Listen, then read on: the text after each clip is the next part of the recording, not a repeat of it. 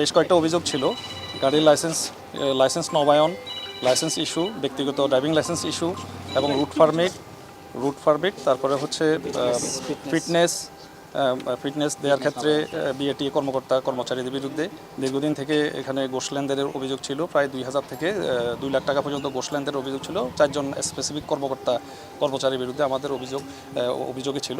তা আমরা এইখানে এসে কর্মকর্তাদেরকে জিজ্ঞাসাবাদ করেছি এবং বিগত 1 বছরের গাড়ি লাইসেন্সের আবেদন এবং নবায়নের আবেদন, ফিটনেসের আবেদন এবং ওই যে যারা লাইসেন্সের আবেদনগুলো আমরা ডাটা নিয়েছি, আমরা এগুলা পরীক্ষা করে দেখব। এখানে পরীক্ষা করার পরবর্তীতে আমরা এটা অ্যানালাইসিস করে বের করতে পারবো এবং সেই অনুযায়ী আমরা পরবর্তী আইনানুগ ব্যবস্থা নেব। এর বাইরে আরেকটা অভিযোগ ছিল, একজন পুলিশ সার্জেন্টের ওয়াইফের নামে একটা অ্যাম্বুলেন্স কিনে ওইটা অ্যাম্বুলেন্স হিসাবে লাইসেন্স নিয়ে উনি রেজিস্ট্রেশন নিয়ে সেই অ্যাম্বুলেন্সটা মাইক্রো হিসাবে উনি ব্যবহার করছেন। তো তৎপ্রেক্ষিতে আমরা রেকর্ডপত্র কালেকশন করেছি এবং আমরা তথ্য নিয়েছি এবং আমরা সার্জেন্টেরও বক্তব্য নিয়েছি।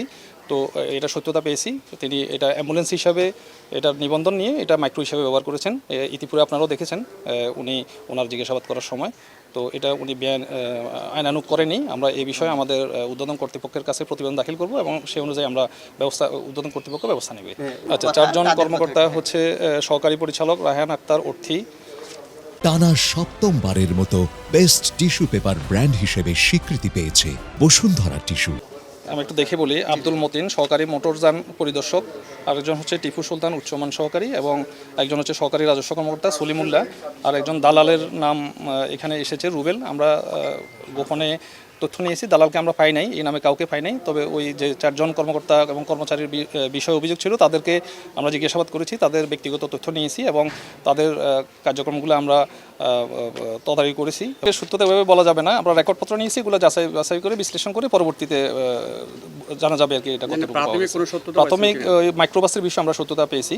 আর গত 1 বছরের ডাটা কালেকশন করছি, সেটা রেকর্ড বিশ্লেষণ করে পরবর্তীতে বলা যাবে। আসলে অভিযোগটা ছিল আর কি দালালদের মাধ্যমে নেওয়ার অভিযোগ ছিল, কিন্তু ওইটার রেকর্ডপত্র দেখে আসলে গোষ্ঠ আসলে প্রমাণ করা একটু কঠিন, তাৎক্ষণিক প্রমাণ করা কঠিন। আমরা সকাল থেকে গোপনে এখানে সিভিল ড্রেসে আমরা মোটামুটি পুরোটা পর্যবেক্ষণ করছি। এই ধরনের ঘোষ লেনদেন পাই নাই।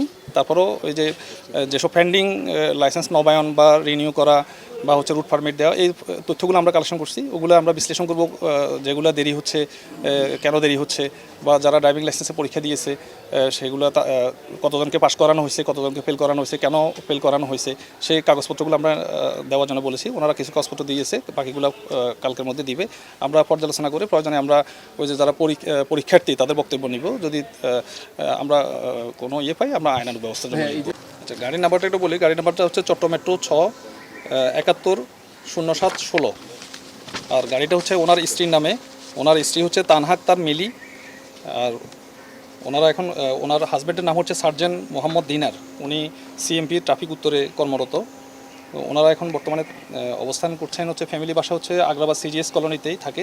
এই গাড়িটা আমরা মাইক্রো হিসেবে দীর্ঘদিন থেকে ব্যবহার করতেছেন।